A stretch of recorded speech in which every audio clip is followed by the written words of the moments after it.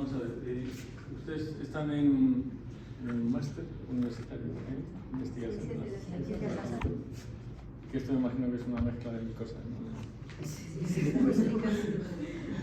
O sea, y ustedes son médicos, nutricionistas, enfermeras. Tenemos de todo. Hay dos médicos, que es Ángeles y Evelyn, y Maite y son enfermeras. ¿Enfermeras? Y yo bioquímica.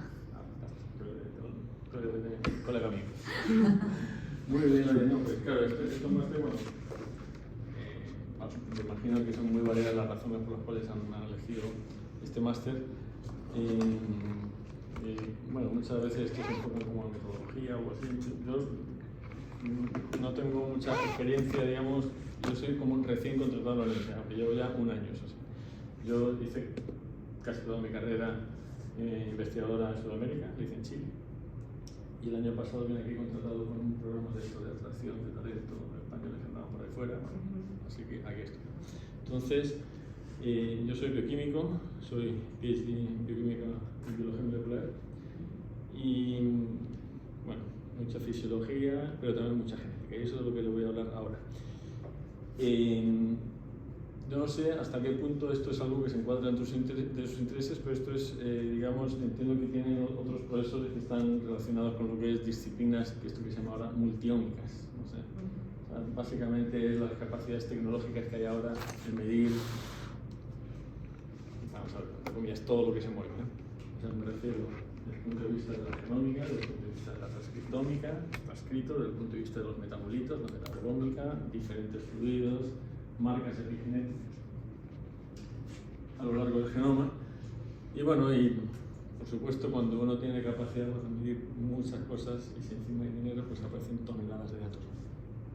Que lamentablemente que si uno no sabe muy bien lo que está buscando, pues es posible que acabes en ninguna parte, ¿no? Teniendo tantísimo dato. Pero claramente también está habiendo muchas oportunidades, ¿no? Muchas oportunidades, y yo espero aquí mostrar algunas de las que pienso que podrían ser interesantes. Lo que me ha tocado hablar a mí es de arquitectura genómica de enfermedades relacionadas con la nutrición. Yo no sé si hay alguien más que les ha hablado de genómica, ¿no? Sí, la primera clase. Pero de la genómica en general. Pero de más de la determinación proteinómicas y todo eso, pero Vale, genética. Eso, de la determinación del genoma humano, del genoma. Claro, esto, vamos a ver, yo ya llevo unos añitos, pues ya he visto que esto, la verdad que si uno lo piensa, los cambios han sido pero radicales, ¿no? O sea, ni cómo se trabajaba hace 20 años a cómo se trabaja ahora, es que realmente no tiene nada que ver, ¿no? Por este empuje de las disciplinas multiómicas, que una de ellas es la genómica. En realidad, la genómica es, yo diría que probablemente es la más automatizable de todas las ómicas. El DNA es una molécula realmente súper resistente. No necesita ni siquiera refrigeradores en muchas ocasiones, ¿no? Es estable además, y no solamente molecularmente es estable, sino que durante nuestra vida nosotros cargamos con un material genético que es el que heredamos a partir de las células germinales de nuestros papás. Tenemos un genoma diploide, una versión paterna, una versión materna, y ese está en todas nuestras células y, salvo excepciones, bueno, pues no cambia, se recombina así en las células germinales, ¿no? Tenemos varios genomas, ¿sí? Tenemos el genoma nuclear, tenemos también el que les hablo a mí, el metagenoma de las bacterias, supongo que les está hablando ella, y tenemos otro genoma más, que me imagino que saben cuál es, ¿no? No, este es el que acabo de mencionar. ¿Ah? El mitocondrial. El mitocondrial. Interesantísimo. Yo me dedico mucho a eso, por eso me fijo, pero claro, es infinitamente más pequeño que el DNA nuclear. El DNA nuclear son por 3 por 10 elevado a 9 nucleótidos. Todos los cromosomas, montoneras de nucleótidos, ¿no? Y el DNA mitocondrial es mucho más pequeño, son nada más que 16.000 nucleótidos, pero teniendo en cuenta que codifica 37 miserables genes, pero todos ellos o son RNA de transferencia o son componentes de la cadena transportadora de electrones, sin la cual no hay energía, y sin la energía no hay nada, bueno, pues son importantes, como todos. Vale. Entonces tenemos varios genomas, Y este genoma mitocondrial tiene la particularidad de que fue el primero que se secuenció, es el primer genoma humano que se secuenció, porque las técnicas que había en los años 80 permitían aquello. 16.000 nucleótidos. Ustedes han hablado de una técnica que se llama la PCR, creo que sí, ¿no? Bueno, pues a base de PCRs una detrás de otra, completas la rueda de los 16.000 y ya tenéis el genoma mitocondrial secuenciado. Eso claramente no es posible con el genoma nuclear, ha requerido otras tecnologías que llevaron a la secuenciación del genoma y actualmente está esto que se llama secuenciación de última generación o de next generation o de third generation, lo llaman ya de varias maneras, a veces second generation también, que significa que uno ahora tiene una gran capacidad de poder secuenciar exomas y genomas. Exomas son los exones de todos los genes, los la parte que codifica para la proteína de todos los genes, que por mucho que no sea más que el 1% del genoma y por mucho que sea verdad que el resto del genoma también cumple funciones, no es DNA basura como se decía, pero siempre será especial. Y siempre será especial en parte porque se ha visto que en las enfermedades monogénicas, en las que verdaderamente son genéticas de un efecto muy radical, el 80% de las variantes genéticas están en esa partecita del genoma. O sea, sigue siendo importante. Bueno, entonces, yo, por mi trayectoria y por lo que fuera, he estado muy en contacto con estudios en diabetes tipo 2, en diabetes tipo 1 y también en diabetes monogénicas.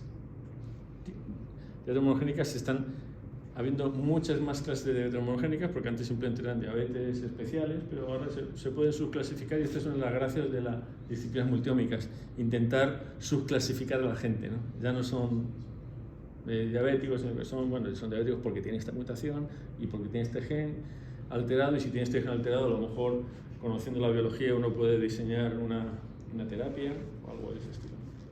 Bueno, entonces voy a hablarles de eso, porque además en diabetes se da una circunstancia que es que los distintos tipos de diabetes todos son iguales desde el punto de vista de que son hiperglicemia, ¿verdad? Todos tienen glicemia alta a partir de cierto nivel, por lo que fuera, pero claro, la arquitectura genómica es radicalmente distinta. La diabetes tipo 1, de la diabetes tipo 2, de estas diabetes que se llaman monogénicas, que muchas son neonatales y otras no son, y otras aparecen en cualquier momento de la vida. Entonces, es como que un buen ejemplo docente, por así decirlo, para ver cómo una enfermedad que claramente está relacionada con la nutrición, por lo menos en su vertiente más multifactorial, la diabetes tipo 2, porque está muy ligada a la obesidad, ¿verdad? Puede ser vista desde distintos ámbitos. Entonces, el objetivo de hoy, más las famosas 4 horas que tengo, ¿cuándo? El lunes que viene, ¿eh? Sí. Vale. Descifrar la arquitectura genómica de los diferentes tipos de diabetes. Hoy tengo 1 hora, ¿sí? Ustedes me dicen, he empezado a las... Bueno, acabaré de 10 para las 8, o algo así, ¿está bien? ¿Sí? Yo me marcharé un poquito antes. Sí, por supuesto. Bueno, 1 hora de ahora. Entonces, vamos a ver la arquitectura genómica de los diferentes tipos de diabetes y esto nos va a permitir, en teoría, todo el mejor entendimiento de la fisiopatología de la diabetes, llevando a lo que es la medicina de precisión, que es un concepto que es muy interesante. Como todos los conceptos que son tan interesantes, siempre son promesas, ¿verdad? Y esas promesas, bueno, pues en alguna vez se hace realidad y uno tiene unos ejemplitos en los cuales las promesas se cumplen, pero la mayoría de las veces no se cumplen. Bueno, pues porque estamos lejos de aquello, ¿no? Y luego también investigación en el ámbito de la epidemiología genética, con proyecciones a la predicción de la enfermedad, su clasificación fenotípica y muchas conexiones con obesidad y epidemias, porque, especialmente con obesidad, pero no quiero medir por más, porque la obesidad es algo que va muy de la mano de diabetes tipo 2. Entonces, bueno, cuando digo arquitectura genómica de enfermedades, ¿a qué me refiero? Bueno, ver las características de la variabilidad genética que es responsable de la variabilidad fenotípica. Un fenotipo es un rasgo que uno puede medir, por ejemplo, puede ser glucemia, o estatura o lo que fuera, y la variabilidad genética es lo que nos hace distintos unos de otros desde el punto de vista de la secuencia del DNA. Yo no voy a hablar más que de la secuencia del DNA. Entonces, en términos de número de variantes genéticas, frecuencias de estas variantes en la población, magnitud de sus efectos, es decir, si tener alguna variante genética te da mayor riesgo o menos riesgo de desarrollar un evento de salud, el que fuera, y las interacciones entre sí e interacciones con el ambiente. Entonces, existen estos documentos que publica la American Diabetes Association cada cierto tiempo, aunque no sé si este es último, posiblemente lo sea, quizá no, pero hablan de la subclasificación de los tipos de diabetes y bueno, siempre aparece en una lista de diabetes especiales, pero desde el punto de vista de la genética estos tres son paradigmáticos, ¿no? Diabetes tipo 1, diabetes tipo 2 y diabetes monogénicas. Diabetes monogénicas hay un defecto genético que está generalmente alterando lo que es la secreción de insulina. No sé si ustedes más o menos manejan el tema del control glicémico, tiene que ver con una hormona muy poderosa que es la insulina, a la cual se unen otras 1000 cosas más, pero la más poderosa de todas es la insulina, ¿no? Entonces, hay alteraciones genéticas en relación a eso, también hay alteraciones genéticas muy severas que pueden alterar la resistencia a la insulina, es decir, la insulina no hace lo que tiene que hacer por la razón que fuera. Hay insulina, pero no funciona bien. Esas son las monogénicas. La diabetes tipo 1 y diabetes tipo 2 son lo que se llaman multifactoriales. Significa que hay una combinación de elementos del ambiente y de la genética que están interaccionando, pero la diferencia es que en diabetes tipo 1, bueno, aparte de las diferencias que hay, que evidentemente en diabetes tipo 1 la célula beta no funciona porque es un proceso autoinmune y que no secreta insulina, o sea, el defecto fisiológico está bien localizado, ¿no? Es la célula beta la que está fallando, no hay insulina. Y en diabetes tipo 2 es un gran conjunto de cosas. Pero en diabetes tipo 1 hay lo que se llama un gen mayor de susceptibilidad. Significa que hay unas variantes genéticas que explican la mayor parte de lo que es la contribución genética. Estos son los genes del complejo mayor de histocompatibilidad. No sé si ustedes los conocen, HLA, de los cuales hay varios tipos, algunos tienen que ver con concordancia y trasplantes, HLA clase 1, pero los de HLA clase 2 son los que están asociados con un mayor riesgo de diabetes tipo 1 y también otras enfermedades autoinmunes, por ejemplo, la enfermedad celíaca y otras más que están relacionadas con HLA. Entonces, eso ocurre con diabetes tipo 1, pero con diabetes tipo 2 la carga genética es tan fuerte o más que en diabetes tipo 1, pero sin embargo no hay ningún gen identificable que uno pueda decir este es el responsable de la mayoría de los casos, sino que es una especie de carga genómica, como uno cuando tiene muchos granitos de arena y al final tienes una montaña, bueno, pues algo parecido. Esto cada uno aporta diferente. Entonces voy a hablar de la genómica de la diabetes tipo 2. Voy a tener la diapositiva aquí cargadas. Bueno, estos son también proyecciones que hace International Diabetes Federation. Son estimaciones del número de diabéticos que van apareciendo. Esto tiene que ver mucho con la epidemiología. Aquí hay algo que seguramente a algunos de ustedes les interesa la epidemiología. O no, no tanto. Bueno, es que en los másteres estos de así como de muchas cosas al mismo tiempo, hay mucha gente generalmente que le gusta la epidemiología. Ahora, en diabetes tipo 2 voy a hablar mucho de epidemiología genética, pero cuando hable de células monogénicas voy a hablar de biología. Entonces ahora voy a hablar mucho de epidemiología. Entonces, la epidemiología es una enfermedad que está en crecimiento, una tasa de nuevos casos que aparecen y que por supuesto es una carga para los sistemas de salud y está creciendo en todos los países en desarrollo, en vías de desarrollo, etcétera, ¿no? Y hay millones de personas que tienen diabetes tipo 2 o que la van a desarrollar en los próximos años y esto va muy de la mano de lo que es también la prevalencia de obesidad y sobrepeso, que es esto es lo que llaman la Twin Epidemics. ¿Es una pregunta? Sí, no, es que no sabía esto. Sí, pero yo creo que ocurrirte. Sí, no, por supuesto. Si la diabetes tipo 2 es multifactorial, ¿qué porcentaje se podría evitar manteniendo una dieta equilibrada? Quiero decir, si tiene componente genético, aún manteniendo una dieta normal, un normopeso podría desarrollar. Bueno, eso es lo que espero ver al final de la clase. O sea, eso es spoiler. ¿Pero? Es spoiler. Bueno, pero igual tampoco creo que sea la película tan imprevisible, ¿no? Porque vamos a ver, todo el mundo sabe que...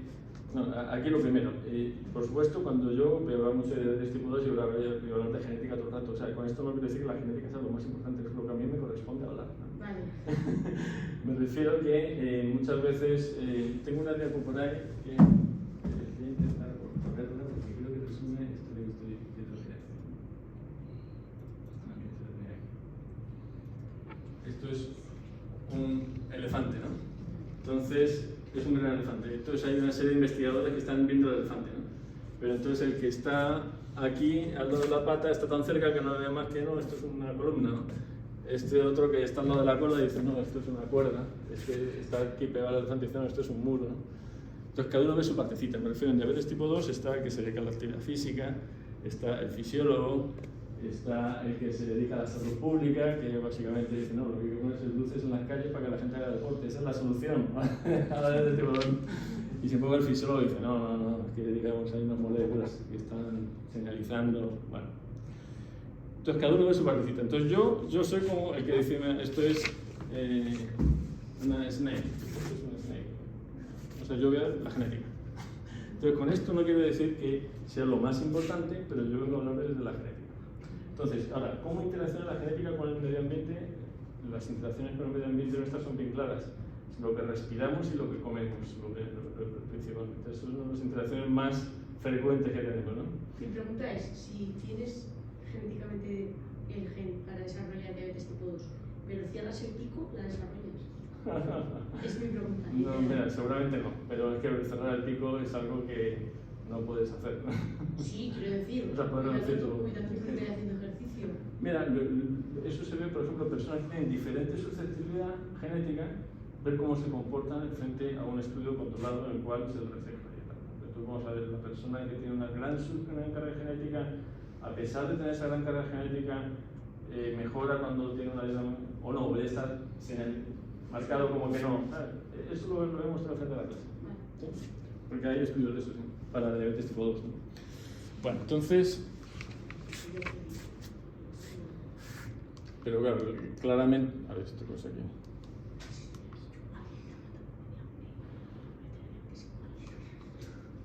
Bueno, vamos a ver, esta cosa voy a tener que hacer así, que ahora quiero cambiar.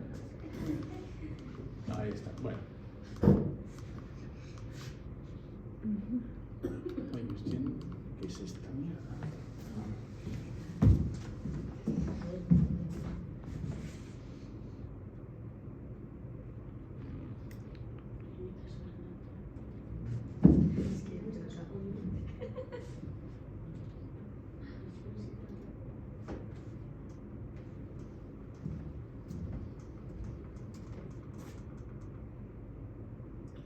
Se está yendo para adelante cuando tiene que ir para atrás.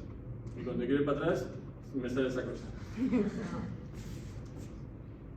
Con esto voy para atrás. Adelante. ¿No puedo ir hacia atrás?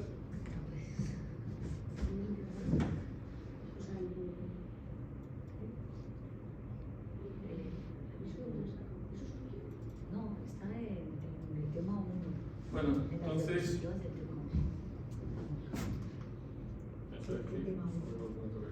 De la asignatura.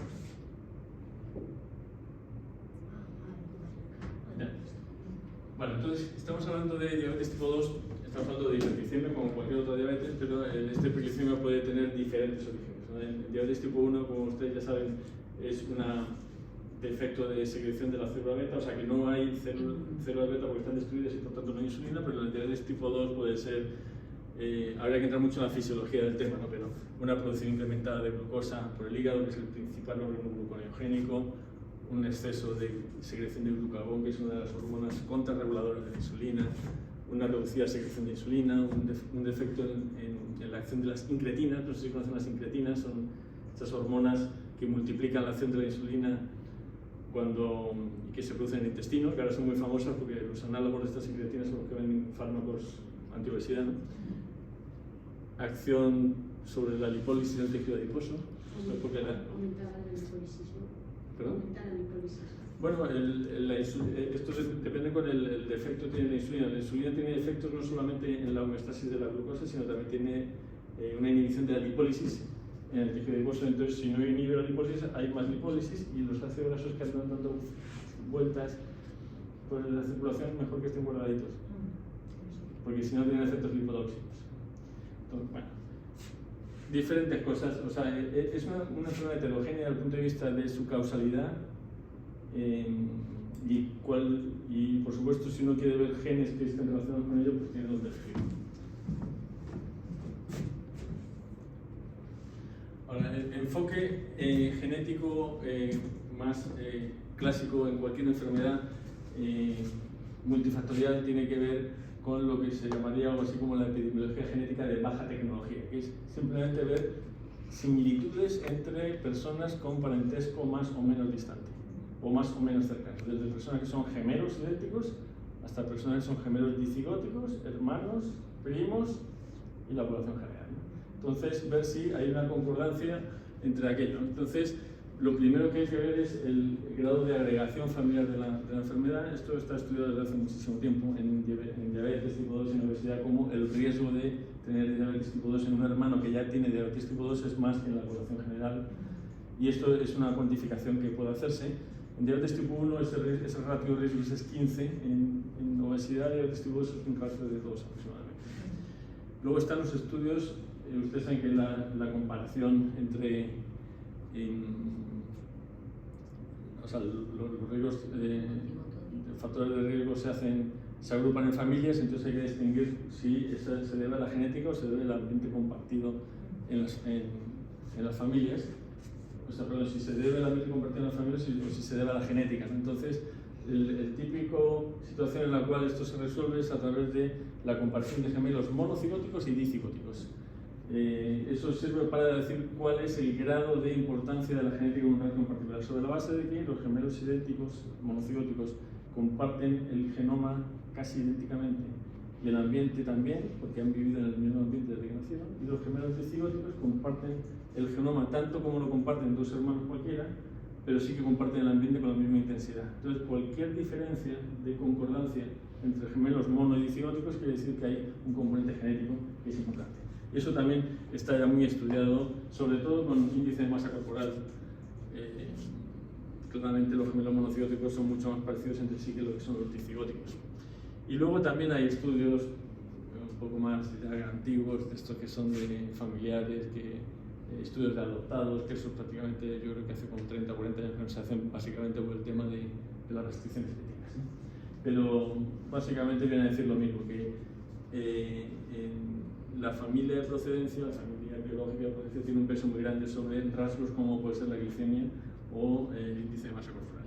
Y luego, esos serían los estudios de epidemiología genética de baja tecnología, pero uno si quiere saber cuáles son los genes no tiene más remedio que ir al genoma. Entonces, ahora el enfoque que está funcionando o vigente aún es los estudios que se llaman de asociación de genoma completo, lo cual significa hacer unos estudios de fuerza bruta en los cuales uno vea todas las variantes genéticas posibles que uno puede medir en grupos de personas que están afectadas por la enfermedad versus personas sanas.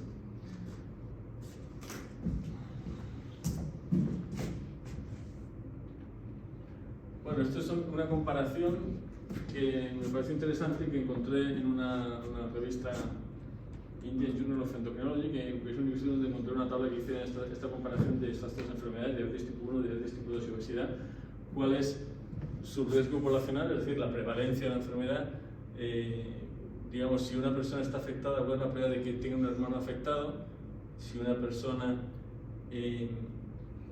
está afectada, un padre está afectado, ¿cuál es la probabilidad de que tenga un hijo afectado o ambos padres? ¿Y cuál es el riesgo de desarrollar la enfermedad? Si tiene la enfermedad, ¿cuál es el riesgo de un gemelo idéntico o un gemelo dicigótico? Y en todas ellas, básicamente viene a decir que la genética tiene un peso importante. Tiene un peso importante que no se puede olvidar. Tiene un peso importante. A pesar de que la genética, es verdad, no cambia en el tiempo y que cualquier incremento en la prevalencia de estas enfermedades probablemente sea empujada por esto que llaman el ambiente obesogénico. Creo que eso ya lo han escuchado una vez también. Desincentivo en la actividad física, ingesta calórica excesiva, etcétera, etcétera.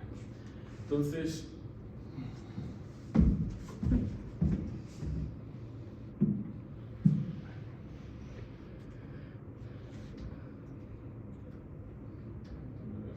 bueno, si vamos a ir a las variantes genéticas, bueno, las variantes genéticas desde hace ya unos cuantos años están muy bien catalogadas porque hay una gran cantidad de variantes genéticas que se han derivado de lo que en un momento se llamó el proyecto de los 1000 genomas, que originalmente el objetivo era secuenciar un genoma por 1000 genomas por $1000 cada uno, pero eso ya se consiguió hace muchísimo tiempo, ¿no? Ahora ya hay cientos de miles de genomas secuenciados, sin ir más lejos, en esta corte que se llama UK Biobank, ¿la conocen ustedes? Sí. UK Biobank es una gran corte en Reino Unido que son 500.000 personas, hay un subgrupo de ellos son 300.000 personas que tienen el exoma secuenciado y les están siguiendo en el tiempo, ¿no? Para objetivos de ver cuál podría ser los desenlaces de salud de esas personas en el futuro, ¿no? Todas estas variantes genéticas están en distintas bases de datos. Las más comunes son esto que se llaman SNP. No sé si les suena esta palabrita, SNP. Single Nucleotide Polymorphisms, que son las sustituciones de un nucleótido por otro. Esas son las más comunes de todos. Hay millones que están catalogadas, ¿no? Y pueden ser de consecuencias desde desastrosas hasta nada en absoluto, ¿no? Y pueden afectar a la funcionalidad de un gen, lo cual no significa necesariamente que esto lleve una enfermedad. Pero hay mucho de ello. Y sobre estas variantes de SNPs es la que se ha funcionado en estudios de asociación de genoma completo, y esto es la genética básica, ¿no? Para un SNP en particular, una sustitución de un nucleótido por otro, una C por T, nucleótido de citidina por timidina. Entonces, como somos un genoma diploide, una copia paterna y una materna, bueno, pues para una variante genética en particular podemos ser homocigotos para la variante C, homocigotos para la variante T o heterocigotos, y así en millones de variantes genéticas que hay descritas en el genoma, que si están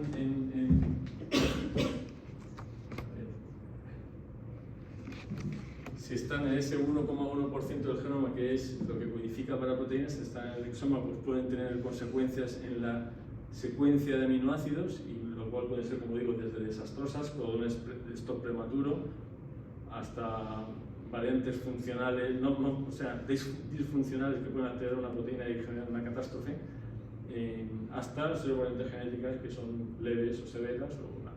O sea, este 1.1% se refiere a un genoma normal donde existe, esa es la cantidad de nucleótidos. En todos los genomas, en todo lo que estamos aquí, el 1,1% de esos nucleótidos codifican para proteínas. O sea, son tripletes, tienen aminoácidos. Okay.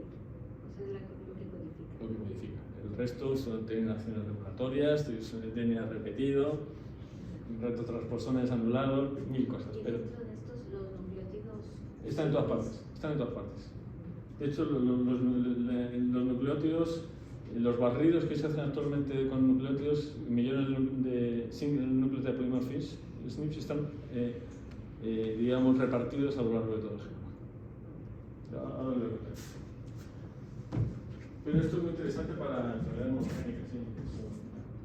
Entonces, bueno, digamos, en años atrás, esto es que me acuerdo de este paper cuando me mostraron, la variante genética, este PEPAR gamma, que era un factor de diferenciación de tejido adiposo, ¿no? Que parece que está asociado a diabetes tipo 2, ¿no? Entonces, bueno, en aquellos años, esto es el año 97, ¿sí? Y en esos años era un gran esfuerzo. Yo recuerdo haber hecho mis trabajos iniciales, en los cuales encontrar variantes genéticas de algo que estábamos buscando en aquel momento, que era obesidad monogénica, personas con obesidad monogénica y hiperfagia. Bueno, el trabajo que era buscar una variante genética, había que hacer primero esto que se llama SSCP, que es una técnica diabólica, que con genes desnaturalizantes para ver si encontraba una variante genética y luego secuenciarla y luego hacer un estudio funcional. Bueno, era años. Porque el tema era, se estudiaba una variante genética de una variante genética de una en una, por así decirlo. Y ahora se hacen de millones y millones. O sea, el cambio es, pero como de la noche al día, ¿no?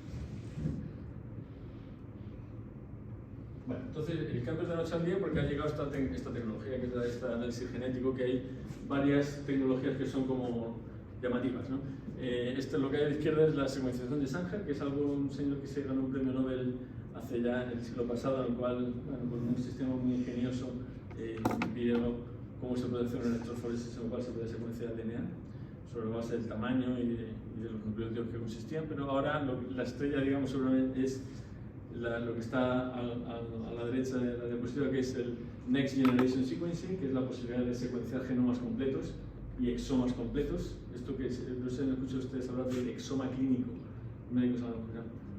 Esto sobre todo es cuando hay enfermedades raras, ¿no? Cuando hay enfermedades raras y uno necesita hacer esta odisea diagnóstica, bueno, pues se recurre muchas veces a secuenciación de exoma y a ver pérdidas y ganancias del genoma que pueden estar relacionadas con la enfermedad rara que no tiene diagnóstico. Bueno, y luego voy a centrarme yo ahora en este rato en esto que se llama los genotyping arrays, ¿no?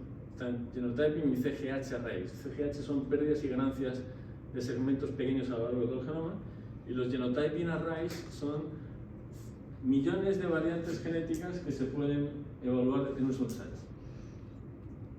Existe esta posibilidad tecnológica ya desde hace unos cuantos años, ¿no? Entonces son variantes genéticas que están parejamente distribuidas a lo largo del genoma. Y de esto hay bastantes estudios.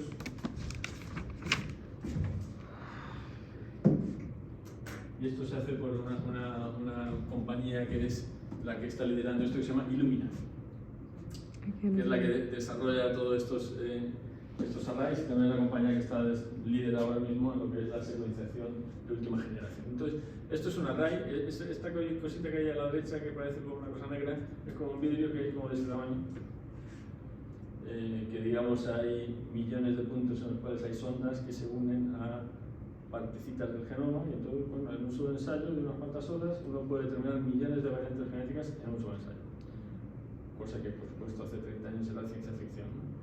Pero ahora se puede hacer y en realidad esto es un paso, para así decirlo, intermedio de lo que es la secuenciación completa, ¿no? Que es lo que se está haciendo. Entonces, bueno, este array concretamente nosotros lo utilizamos en un estudio y, bueno, pues este concretamente tiene...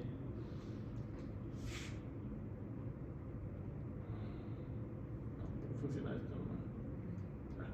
Esto tiene 1.800.000 variantes genéticas que están parejamente distribuidas a lo largo del genoma. Esta es la distancia que hay entre bases entre unas y otras, de los cuales hay marcadores exónicos, intrónicos, marcadores de término de codificación, marcadores de cambio de aminoácido, estos se llaman missense, u otros más, marcadores mitocondriales. Uno puede evaluar todo esto. Entonces, el tipo de estudio que está, digamos, vigente, todavía se usa mucho, es este estudio que se llama Genome-Wide Association Studies, que significa, son estudios epidemiológicos en los cuales, para el caso específico de diabetes tipo 2, se toman casos de diabetes tipo 2 versus controles y se evalúa todo el genoma para ver si hay alguna diferencia entre ellos. Es un estudio, por así decirlo, de fuerza bruta. No hay mucha biología detrás, es simplemente hacer una especie de expedición de pesca. Voy a pescar qué es lo que encuentro en todas las personas que tienen casos de diabetes tipo 2. Entonces, esto es con la misma técnica que hacen los días con el microarray. Con el microarray. Esto, claro, si tú eres lector habitual de American Journal of Human Genetics, esto está prácticamente en todos los artículos, ¿no? Ahora, yo me imagino que esta es un área que es más fisiológica, supongo. Yo soy un farmatólogo. Bueno. Claro, Claro, lógico. Entonces, o sea, me refiero a que esto en las revistas de fisiología no es tan común, pero en las revistas de genética está ahí, ¿vale? Depende en qué área estemos trabajando, ¿no? Entonces, ahora, ustedes, si saben algo de estadística, también entenderán que cuando uno hace demasiados tests y está buscando algo, pues algunos no es significativo, ¿verdad? Bueno, pues esto se llama multiple comparisons, ¿no? Corrección de comparación múltiple. Estos estudios son muy severos. Desde el punto de vista de qué es lo que se exige para que un hallazgo sea significativo de diferencia entre casos y controles. Generalmente es un P menor de 0,05, pero en este caso es 10 elevado a menos 8. Eso es lo que se exige para que un resultado sea significativo. ¿Por qué? Porque se hacen demasiadas comparaciones. Y si tuviéramos el umbral de 0,05, aparecerían miles de variantes genéticas asociadas que están más o menos frecuentes en casos de sus controles. Entonces, todo esto lleva a un gráfico que se llama gráfico de Manhattan, que no sé si alguna vez lo han visto, pero yo creo que este gráfico de Manhattan, lo que tiene este gráfico es que en el eje de las X están millones de variantes genéticas evaluadas en cientos o miles de personas, y en este momento ya cientos de miles de personas en este instante, en el estudio que ahora, versus una idea de la significación estadística que está asociada a cada una de estas variantes genéticas en particular. Es decir, los que están arriba tienen significación, tiene el azul, el negro, los otros no, ¿verdad? Exacto. Entonces esas son mutaciones. Todos son variantes genéticas. ¿Variantes genéticas? Sí, variantes genéticas. Single nucleotide variants. Es que la palabra mutación es una palabra que generalmente tiene dos significados. Uno que está asociado al tema de evolución, y otro que está asociado a algo raro con un efecto muy radical, ¿no? Que las mutaciones que son de un efecto funcional que están asociadas con enfermedades severas, ¿no? Entonces aquí se habla generalmente de variantes genéticas. Se llama de single nucleotide polymorphism, si son variantes genéticas comunes, es decir, que están en el común de la gente.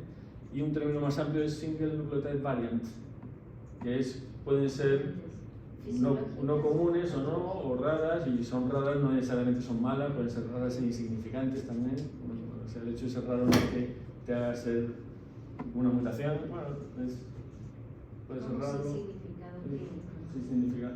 Bueno, un gran problema que está habiendo ahora, entre comillas, es que se están encontrando tantas variantes genéticas nuevas con estas secuenciaciones que lo que hay un cuello de botella es para ver cuál es el ensayo, para ver si efectivamente son de significado funcional cierto o quedan como lo que se llama BOS, que son significado funcional incierto, porque el estudio funcional muchas veces lleva mucho tiempo. Yo estoy involucrado en esas cosas y a veces algunos nos llevaron años hacer un estudio funcional. Ahora hay muchas herramientas de predicción, pero claramente eso ocurre, ¿no? Entonces, bueno, estos que están arriba son los significativos, que es por un truquito, porque el p-value se le pone el menor logaritmo en base 10 del p-value y todo lo que es muy bajo pues acaba siendo muy alto acá, entonces es significativo. Bueno, estos estudios de asociación de genoma completo se embarcaron en la literatura en el año 2007, así como de una. Esto fue el Wellcome Trust Case Control Consortium, que de estar trabajando cada uno con un gen, de repente apareció esta tecnología y hizo un estudio que eran con un conjunto de 3.000 controles, lo comparaban con 14.000 personas que tenían enfermedades que eran muy diferentes. Enfermedad bipolar, enfermedad coronaria, enfermedad de Crohn, hipertensión, artritis reumatoide, diabetes tipo 1, diabetes tipo 2, porque en realidad el array no es que sea específico para cada enfermedad, el array es el mismo para todo el mundo. Es un array que es millones de variantes genéticas que cubren el genoma completo y eso se aplica a cualquier enfermedad y a cualquier estudio. Entonces, por ejemplo, en diabetes tipo 1 salió una región muy significativa que es la que corresponde a estos genes HLA que les comentaba antes, ¿no? A ver qué es. A ver si me da. Bueno, este es el Manhattan Plot de la diabetes tipo 2. Es del año 2010, hace ya unos cuantos años, pero en realidad yo estoy viendo los últimos que han salido y no son muy distintos a este, ¿no? Simplemente hay multitud de variantes genéticas que están asociadas significativamente a la diabetes tipo 2 y algunas de ellas no se sabe ni siquiera qué hacen, pero están asociadas. Entonces, una parte de la búsqueda de esto es averiguar si, primero, desde el punto de vista de la epidemiología, tiene alguna relevancia cargar o no con estas variantes genéticas de que tendrían más o menos riesgo de diabetes tipo 2, y la otra, ver si efectivamente tiene un estudio funcional o no. Claramente, si no tiene un gran efecto epidemiológico o sobre las personas, no tiene mucho sentido quizá ponerse a trabajar en su funcionalidad, pero digamos, esto es lo que se ha hecho. Hay muchas variantes genéticas asociadas y claramente el objetivo de hacer este tipo de estudios, porque se imaginan que estos estudios son carísimos, porque estos están millones de variantes genéticas medidas en miles y miles de personas, que actualmente el último estudio que he visto de diabetes tipo 2 creo que eran más de 300.000 personas, o sea, ya es una locura. Este es el que nos contabas de 4.000 versus 30.000, ¿o no? ¿Perdón? Ah, no. Este es otro. Este es otro. No, sí. Bueno, es que ahora lo que hacen son metaanálisis de estudios que se van haciendo en distintos países, ¿no? Entonces van juntando gente, ¿no? Y entonces ya va. El último que vi, que creo que no le alcancé a copiar, pero eran más de cientos de miles de personas. En este estudio epidemiológico que se llama UK Biobank, por ejemplo, es así. Entonces, bueno, pues hay uno que sobresale un poco sobre los demás, que es este TCF7like2. Entonces, bueno, pues este TCF le llaman el 7like2 para cortar, ¿no? Es un factor de transcripción que está asociado a un desarrollo de la célula beta del páncreas. Se ha visto que se ha repetido en bastantes poblaciones como una señal significativa, puede ser que haga algo. Luego también en diabetes tipo 2 ocurre algo interesante, que básicamente, simplificando muchísimo, en diabetes tipo 2 tú puedes ser ya vía porque tengas una inadecuada secreción de insulina o una inadecuada resistencia a la insulina, afectado por muchos factores, ¿no? Entonces, bueno, pues hay algunas variantes genéticas que están preferentemente, de todas las que son asociadas con diabetes tipo 2, algunas están asociadas preferentemente a la resistencia a la insulina, con este índice que se llama OMA-IR. ¿Les suena esto? Bueno, yo sí. ¿Así les suena? Sí.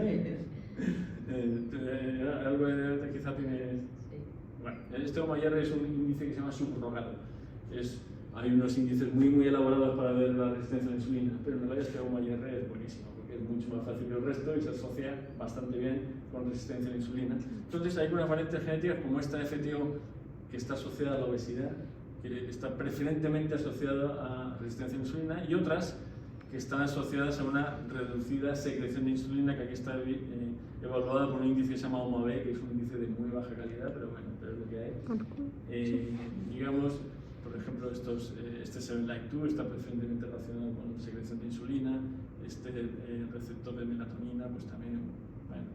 Entonces, digamos, porque claramente es importante en diabetes tipo 2 y en otros rasgos estudiar lo que se llaman los fenotipos intermedios, ¿no? Bueno, este es un estudio que participado nosotros, lo voy a pasar porque... Bueno, entonces, este 7-like-2, bueno, pues se tenía esperanzas en él, ¿no? Bueno, a lo mejor esta variante genética está determinando algo interesante y que pueda predecir el riesgo de diabetes tipo 2 en las personas, y sobre todo que pueda ser una herramienta que pueda servir para terapias y para desarrollar terapias, como ha ocurrido en algunas con obesidad, que quizá tenga tiempo de mostrar aquí el próximo día. Bueno. Entonces se vio, bueno, esta es la mayor historia en diabetes desde los HLA, diabetes tipo 1, esto en el año 2007 estoy hablando. Bueno, este 7-like-2 es un factor de transcripción de una ruta que participa en la diferenciación de célula beta, y esta variante genética tiene este nombre tan impronunciable que acaba en 46. Esta es la variante genética que parece que la que presenta más asociación con tener más o menos riesgo de diabetes tipo 2. Es una sustitución de una ciclidina por tequidina, y está relacionado con una mayor o menor expresión de este gen, ¿no? Entonces, bueno, aquí para no aburrirles, digamos, simplemente hay muchas maneras de evaluar lo que es la homeostasis de la glucosa, ¿no? Test de secreción de insulina endovenosos, test de secreción de insulina estimulados o no estimulados, o índices de disposición, bueno, pues digamos pruebas más elaboradas, por así decirlo, para ver si es verdad que esta variante genética, aparte de dar mayor riesgo de diabetes tipo 2, está asociado a un subfenotipo particular de diabetes tipo 2, ¿no? De los que vimos al principio de la clase, esta cantidad de que están relacionados. Entonces, bueno, pues sí, se vio que este variante homocigota de T tiene una menor secreción de insulina aguda en un test endovenoso, esto que se llama el índice AIR, o tiene un menor índice insulinogénico, tiene un menor índice de disposición, incluso también en humanos, en islotes pancreáticos humanos sacados de cirugías, ver si efectivamente de personas que tienen variante genética una u otra, si estos islotes responden de una manera similar a la glucosa en un medio de cultivo. Por ejemplo, estos que tienen TT relacionados que son CC en un medio de cultivo, un islote pancreático, pues parece que al estimularlo con glucosa se secreta más o menos insulina, y parece que estas personas secretan menos insulina. Bueno, entonces hay cierta base para decir que efectivamente esta variante genética podría ser así. Esto es un estudio de 2018, casi 1 millón de personas que se han evaluado con estas variantes genéticas, una locura, mucho dinero, ¿no? Y este es este de 2018, o sea, básicamente más Manhattan Plot y más Manhattan Plot, que básicamente son muy parecidos unos a otros. Y ahora vi uno del año 2024 que era también parecido. O sea, digamos, Que no ha cambiado mucho. Claro. Entonces, y el mensaje además sigue siendo el mismo, porque en realidad, lamentablemente, esto es una historia que no es de éxito, ¿no? Ya lo digo. Lamentablemente, después de todo el dinero invertido y todo lo demás, no hay ninguna variante genética que tenga algún poder un poquito mayor que otras para poder predecir la diabetes tipo 2, o para, ni siquiera para ser susceptible de ser utilizada para diana terapéutica para desarrollo de un enfermo. Este 7-like-2, por mucho que esté muy significativamente asociado, entrega un odds ratio de 1,37. No sé, ¿conocen este término del odds ratio? Sí. Es como una especie de cuántas veces más tiene de desarrollar diabetes. 1,37, que en realidad es un efecto bastante modesto, digamos. No es algo así, es mucho menor que bastantes factores de riesgo conocidos, ambientales. Entonces, ahora, pero hay, y si uno va hacia abajo, ya estos riesgos son de 1,1, que prácticamente cualquier cosa en epidemiología que baje de 2 ya se ve como que podría ser afectada por factores de confusión de 1000 formas, y que a lo mejor, digamos, el efecto no es tan importante, ¿no? Pues porque estos estudios epidemiológicos en realidad no tienen mucho control tampoco de las variables participantes, ¿no? simplemente tienen la masividad genética en este caso. O sea, ninguno de esos. O sea, bueno, es una... Estos son iguales, pero todos son. O sea, sí, son significativos también sobre la base de que son cientos de miles de personas, ¿no? Entonces, claro, a poco que el efecto sea un poquito, aunque sea muy pequeño, acaba siendo significativo. Ahora, entonces lo que se ha visto es que se ha intentado generar en diabetes tipo 2 y en otras enfermedades esto que se llama puntajes poligénicos de riesgo. Estos puntajes poligénicos de riesgo significan... ¿sí? Sí, esto es lo que me imaginaba yo. Es que no se puede abrir la puerta. No, sí, esto es rarísimo. Sí, esto es surrealista. A ver, la gente que se ha ido al baño no puede entrar más en la clase. Porque no tenía la tarjeta. Bueno, el tema es que si uno agarra muchas variantes genéticas, porque esto es una carga poligénica, hay muchas que cada uno de ellos aporta muy poquito. Entonces hay personas que tienen la mala suerte, por así decirlo, de que tienen una gran cantidad de esta carga poligénica acumulada y otra gente que tiene la suerte, por así decirlo, de tener una baja carga poligénica. Simplemente la suma de los SNPs que están asociados, si tú en estos, todos estos que hay aquí, tienes la mala suerte de que tienes la variante genética de riesgo en el gen SEMEN-LIGHT2, en el que está debajo, si tienes esa maldita mala suerte, bueno, pues entonces tienes una alta carga poligénica, que te predispone a este tipo. Entonces, bueno, pues como individualmente no sabía mucho, empezaron a ver esto de las cargas poligénicas, y las cargas poligénicas tienen su concepto, ¿no? De que efectivamente las cargas poligénicas siempre son una distribución normal, porque esta genética es aleatoria completamente. Hay personas que tienen variantes genéticas, es difícil que tú tengas mucha carga poligénica, como tan difícil como que tengas poca carga poligénica. La mayoría de la gente está en el medio. Entonces, ahora, se puede calcular esa carga poligénica. De hecho, hay una página web que está dedicada solamente a puntajes poligénicos de muchas enfermedades, porque ahora mismo no hay rasgo humano que no se haya hecho un estudio de asociación de genoma completo. Para montoneras. Hay repositorios de puntajes poligénicos para, ¿qué digo yo? Hígado graso, rasgos psiquiátricos, lo que quieras, metabólicos, enfermedades de enfermedad coronaria, por supuesto. Muy interesante lo de enfermedad coronaria. Bueno, este es precisamente el catálogo. Rasgos como triglicéridos, glicemia, síndrome metabólico, cualquier fenotipo, digamos, hay un estudio de asociación de genoma completo. Entonces, este también, que tiene unos años, pero como digo, no ha cambiado mucho la cosa, este es un score basado en 65 SNPs. Los más significativamente asociados con diabetes tipo 2, los tomaron y dijeron, vamos a hacer una especie de puntaje con los 65 SNPs y vamos a ver cómo se comporta este puntaje poligénico. Entonces, este puntaje poligénico, vieron que el quintil o el quinto superior versus el quinto inferior, esa comparación otorgaba un odds ratio de 2.7, lo cual ya es bastante, ya es un número respetable. Si uno tomara más aún, si uno tomaba el decil o el décimo superior versus el décimo inferior, pues mucho más, 6, 7, 8. De esos números. ¿Podrías repetir ese concepto? O sea, no depende del número o sea, la carga no depende del número de mutaciones acumuladas, sino del valor de la mutación de un solo SNP. O sea, del número de cargas acumuladas. O sea, digamos, si tú tienes la mala suerte de tener muchas cargas acumuladas, pues tendrás un puntaje alto. Sí, pero en esto que has dicho del quintil sí. versus el menor. Imagínate que hay una distribución de gente que tienen desde los que tienen muy bajo puntaje poligénico hasta los que tienen... Ok. Bueno, esto. Entiendo. Entonces, estos que están aquí, este quinto de acá, este 20%, tiene 2,7 veces más riesgo de tener diabetes tipo 2 que este quinto. Este 20% superior con respecto al 20% inferior.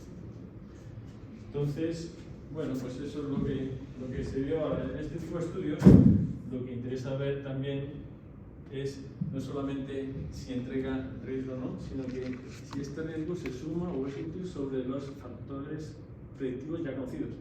Y para diabetes tipo 2, igual que para la enfermedad coronaria, bueno, pues está este estudio Framingham, que ustedes también lo conocerán seguramente, que es un estudio ya desde el año 1948 y ahí se desarrollaron las ecuaciones de Framingham, que están publicadas y uno las más comunes son de estas de enfermedad cardiovascular, ¿verdad? Que uno mete el HDL, si fumas o no, si tienes hipertensión, etcétera, etcétera, y te da un riesgo de a 10 años de desarrollar. Bueno, entonces, y además hay otra cosa, también estas variantes genéticas tendrían que ser superiores a lo que es la historia familiar de la enfermedad, porque si no, no tiene ninguna gracia, ¿verdad? O sea, tendría que ser o superior o que agregue algo sobre aquello. Entonces, para eso se utiliza una herramienta que yo no sé si ustedes conocen, que se llama la curva ROC. Sí, sí. ¿Ah, sí? Sí. Sí. ¿La conocen? Bueno, Sí. pues ahí está la curva. Entonces, ¿me ahorro explicar la curva ROC? Sí, por favor.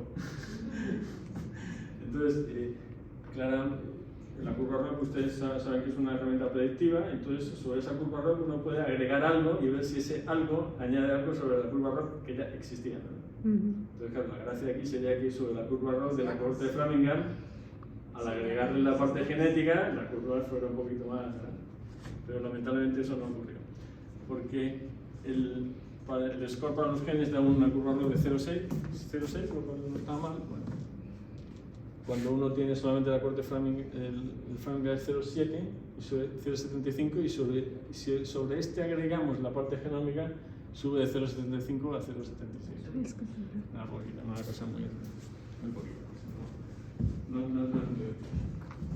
Y por eso básicamente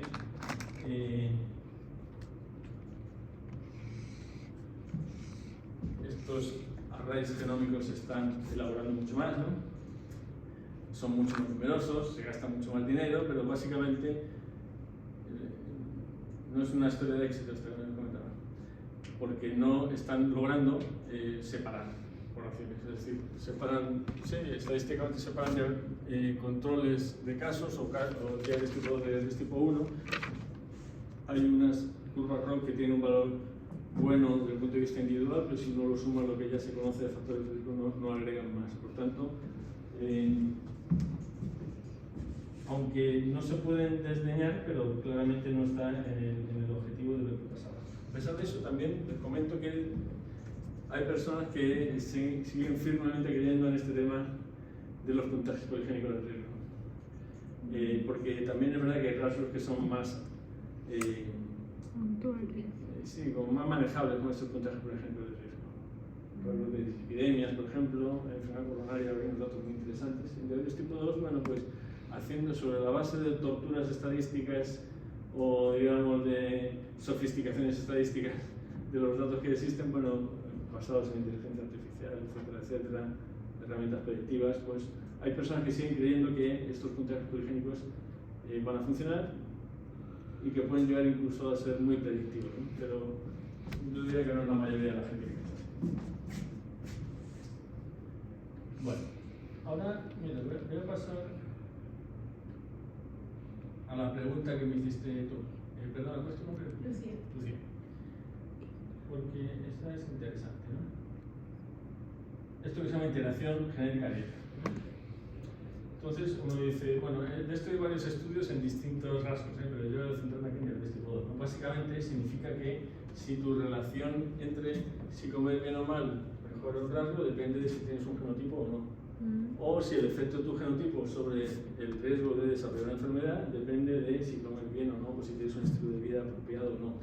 Este estilo de vida, hay muchas métricas para hacerlo. Tú me has hablado específicamente de la comida, ¿no? Pero claro, esta sociedad americana del corazón habla de los 7 Life Simple, se llama, 7 cosas que tienes que hacer para tener una vida saludable.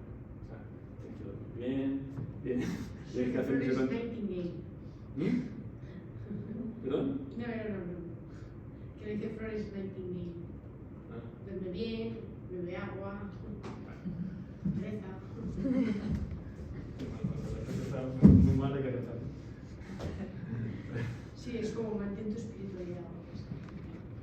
Es que ya tengo ya la cabeza cuando he dicho Nightingale. Nightingale es una empresa muy famosa que hace metabolómica, que estamos trabajando, ¿no? Sí, pero eso. No, pero no pena que lo que... Hombre, supongo que sí, quiero decir. Pero este Nightingale que es entonces es un... Flores Nightingale es la mayor figura de la enfermería. ¿De la? De la enfermería, Ah, y sí. supongo que financiará estudios de metabolómica, igual Hombre, que Marie hombre, Curie. no, Igual que pues- Marie Curie financia estudios de... Puede ser.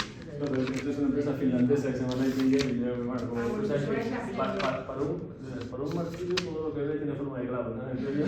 Yo escucho a Nightingale y ya, esta chica toca metabólica, no. Bueno, entonces, este es un estudio epidemiológico, es el estudio que para los que les interesa la nutrición es muy importante, son los estudios de las enfermeras de Harvard. No sé si conocen este estudio. Son estos seguimientos que hacen de miles de personas, parecido a la corte de Framingham, pero en este caso eran enfermeras de Boston. Creo que son miles, 35.000 personas. Luego hicieron otro estudio que se llama el de los Health Professionals, que era lo mismo, pero nombres médicos básicamente, y los han seguido por muchísimos años y han visto factores de riesgo en todos ellos en relación con múltiples variables, ¿no? Entre otras cosas, les hacen continuamente estos cuestionarios de frecuencia de consumo, para qué es lo que comen y dejan de comer, miden el colesterol, y ahora por supuesto también les miden la genómica, la metabolómica, todo eso que cae, ¿no?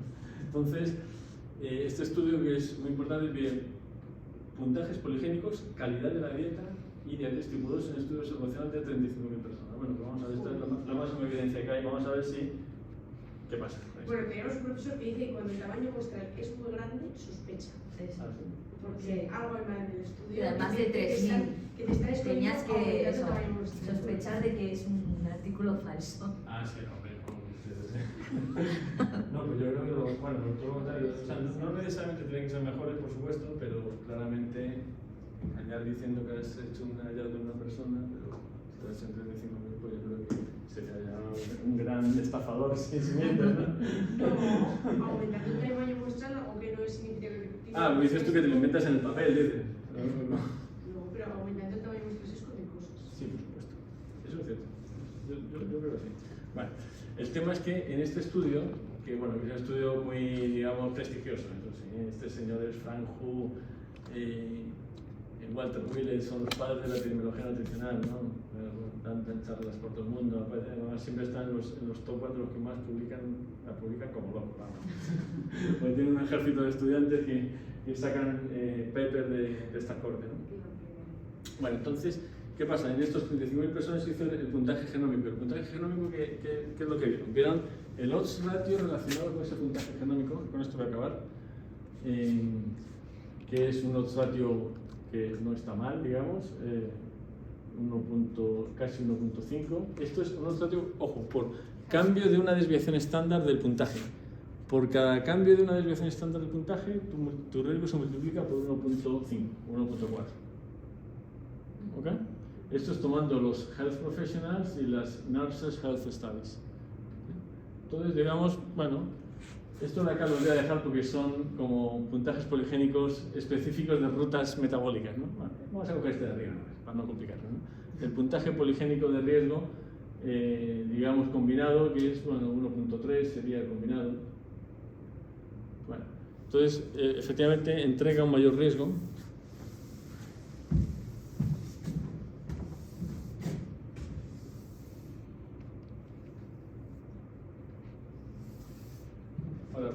Ahora hicieron una cosa interesante. A todas estas personas, como se les pregunta tantas veces lo que comen y lo que dejan de comer, tienen una gran información de cuáles son la dieta que toman estas personas, ¿no? Dentro de lo mejor que se puede, porque también saben que en el mundo de la nutrición esto es un tema. Saber lo que come la gente no es fácil. Y registrarlo menos todavía, ¿no? Entonces, calcularon una cosa que se llama Healthy Eating Index. No sé si conocen esto. Cada 5 años sale una guía que se llama Dietary Guidelines for Americans. Y esta guía básicamente recoge la evidencia científica que hay por ahí publicada de cómo uno debe comer para estar sano, de acuerdo a los estudios epidemiológicos. Pero si tú comes como los Healthy Dietary Guidelines for Americans, estás teniendo una dieta sana y por tanto tienes un Healthy Eating Index alto. Entonces, bueno, así como tú puedes dividir a las personas según tienen su carga genómica poligénica alta, media o baja, también puedes dividir a las personas de acuerdo a si se adhieren a lo que tienen que comer o no se adhieren a lo que tienen que comer. Si tienen un Healthy Eating Index alto o si lo tienen bajo. Entonces, ¿qué hicieron? Bueno, pues la gracia del estudio. Tomaron personas con bajo carga genética, intermedia carga genética y alta carga genética. Los de alta carga genética claramente tienen más riesgo de diabetes tipo 2 que los que tienen intermedia o baja. Pero si alguien que tiene una baja carga genética toma una dieta con una mala dieta, mala dieta, low quality, incrementa su riesgo. sí. En una magnitud similar a la que ocurre con las personas que tienen alto riesgo genético. Y esos parten de un riesgo mayor, porque tienen una carga genómica mayor, pero el tener una dieta mala también les incrementa el riesgo en una magnitud similar a la que hay acá. Esto se llama análisis estratificado, ese es el nombre que recibe. Entonces simplemente voy a ver cómo se comparan por grupos. ¿Qué significan estos hallazgos? Lo que acabo de decir. ¿Y qué significa en relación a lo que tú me preguntaste? Creo que esto responde a tu pregunta. Sí. Esto responde a tu pregunta. Pero me quedo triste con la respuesta, ¿eh? Bueno, yo creo que todo lo contrario. Tienes mucha carga genética, aunque comas mejor del mundo. No, pero vas a mejorar igual. Bueno, igual vas a tener más riesgo, porque la carga genómica no se puede borrar, pero si tú haces una vida saludable, vas a tener un menor riesgo. Por lo menos tardas en... Claro. Eso. O sea, el mensaje aquí es que independientemente de tu carga genética... ¿Has visto la diferencia entre high, intermediate y low? Es que de verdad el consuelo es muy pequeño. ¿El qué? El consumo. El consuelo. El consuelo. Voy a es que no te merece la pena comer bien, te merece más la pena comer mal. Si yo apunto a intermediate. O sea, pero si hacemos de ejercicio, tenemos más masa muscular, también va a haber un cambio ahí. Hay unos estudios muy interesantes que se han publicado en New England Journal of Medicine donde hacen algo así, más a oeste todavía, con mucha más gente, con carga poligénica, y hacen algo muy simple, entre comillas, que es ver las 7 medidas simples que hay que hacer para tener una vida saludable, si afectan o no dependiendo de tu genotipo, ¿no? Y salían cosas interesantes, ¿no? Ahora, aquí lo que indica es que esto es lo que se llama la interacción genética-ambiente, ¿no?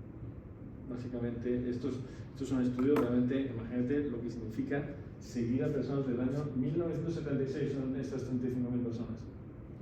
Seguirlas todos los años, o sea, el ejército de enfermeras, el ejército de nutricionistas, el ejército de flebotomistas, y luego encima medir toda la cosa esta genómica, que no es barata, y todo lo que están midiendo ahora. O sea, solamente en el trabajo administrativo son millones y millones, mucho dinero. Por eso esta es la evidencia mejor que uno puede encontrar, desde el punto de vista de los estudios observacionales, porque estas personas no se están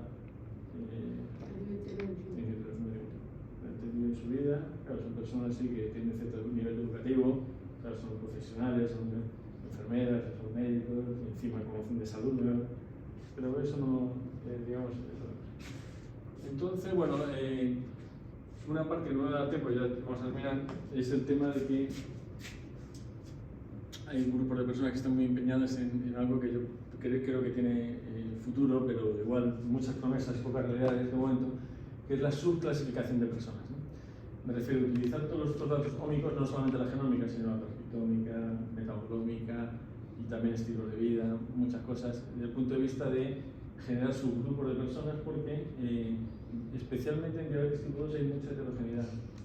Hay distintos grupos de personas que todos tienen glucosa, glicemia alta, pero claramente pueden requerir un tratamiento personalizado. Entonces, todas estas mediciones de distinta naturaleza pueden servir para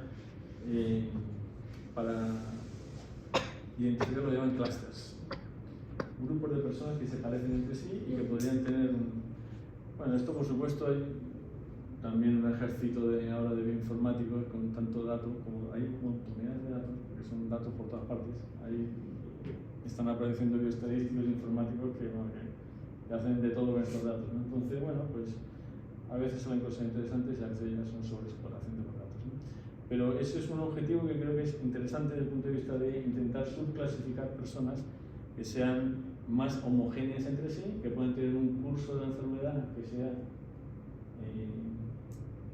único para cada uno de estos grupos y que pueden tener incluso una intervención que sea más personalizada. Pero eso, más parecido.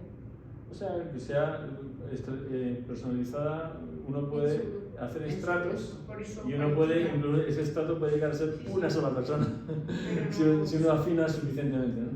Entonces, claro, eso, como digo, son conceptos con los que es casi imposible estar en desacuerdo, ¿no? Pero que en realidad la magia no está siendo para nada fácil. Y cuando más encuentra uno estas cosas que son las que a mí particularmente más me motivan, no son las enfermedades monogénicas, ¿no? Donde realmente ahí sí que claramente ocurren ejemplos verdaderos de hallazgos genéticos y fisiológicos que pueden llevar a terapias, y también enfoques de precisión. Por ejemplo, nutrición de precisión está muy desarrollada en errores innatos del metabolismo. Claramente son personas que necesitan nutrición porque se conoce cuál es su alteración genética, se conoce cuál es su alteración fisiológica, etc. Aquí es un poquito más, digamos, más promesas que realidad. Entonces, yo siento que haber gastado hasta ahora de ustedes en algo que en realidad no es un éxito, porque a vez yo no considero esto que es un éxito, pero es la realidad de lo que significa el estudio de este cuerpo y otras enfermedades multifactoriales de este mismo estilo. ¿Sí? Así que bueno, perdón que me paso unos minutillos.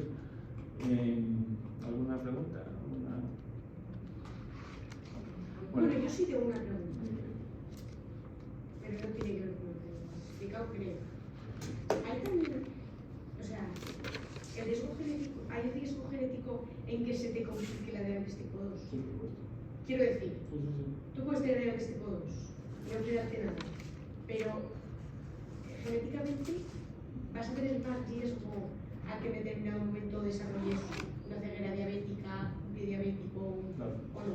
No, claro, eso O ya... puedes estar genial con la diabetes controlada y de repente pie diabético por Bueno. genética, pregunto. No, claro que sí, se ha estudios de todo eso, ¿no? Porque son, Sí. estos son grandes cortes, estos son las Cuando complicaciones. tienes una complicación ya vas Es una avanzando enfermedad nueva. más. Es una enfermedad No, nueva. lo que yo quiero decir es, si estando bien, la genética afecta en que tengas una complicación. O sea, Partiendo de otra esto vas a genética, bien. otra genética, sería otra genética, pero en realidad cualquier rasgo puede ser estudiado desde el punto de vista de la genética. Estas son las complicaciones de la diabetes tipo 2, que son complicaciones vasculares, complicaciones Sí. neurológicas, bueno, incluso hasta psicológicas, algunos lo dicen, ¿no? Entonces, bueno, pues también hay seguimientos de personas con diabetes que se están viendo con este enfoque para ver otros factores genéticos que no necesariamente son los mismos que te llevaron a ser diabético, ¿sabes? Pueden ser radicalmente distintos. Porque si estás en el tema vascular, porque tienes complicaciones vasculares, bueno, ya no son las mismas complicaciones de la diabetes, que vamos a poner metabólicas. Ahora es un tema vascular, por ejemplo, ¿no? Entonces, pero también acaban siendo que la mayoría de ellas bastante multifactorial, ¿no? Entonces, ahora, siempre hay ejemplitos en los cuales uno puede poner, ¿no? Que aquí sí, porque es una enfermedad monogénica, pero en realidad para la mayoría de las personas es algo muy parecido a lo que estoy mostrando acá. Puntajes poligénicos que tienen una capacidad predictiva limitada y que, digamos, en el caso de diabetes tipo 2 no han sido suficientes como para desarrollar terapias. Algo muy distinto, por ejemplo, lo que ocurre en dislipidemias o incluso en obesidad. En dislipidemias hay terapias ahora para personas, por ejemplo, estudios de extracción de genoma completo con triglicéridos que señalan a genes que son los mismos que cuando uno lo anula, resulta que los triglicéridos trabajan radicalmente. ¿No se han escuchado ustedes de la oligonucleótidos antisentido? ¿Eso no está palabra? Pues con los nucleótidos sí lo he oído antisentido. Son, digamos, son oligonucleótidos que anulan un gen. Bueno, pues encontraron unas personas que eran extraordinariamente sanas y que les faltaba un gen. Bueno, pues alguien pensó, sería una buena idea anular este gen con un oligonucleótido antisentido. Bueno, esa es la clave. Ese gen maravilloso. Las personas que tienen kilomicroemia familiar ahora mismo los triglicéridos bajan así. Hemos publicado un paper hoy sobre eso. Asombroso, realmente, pero no sé qué hacer. Okay. Bueno, pues nada. Gracias. Gracias. Gracias.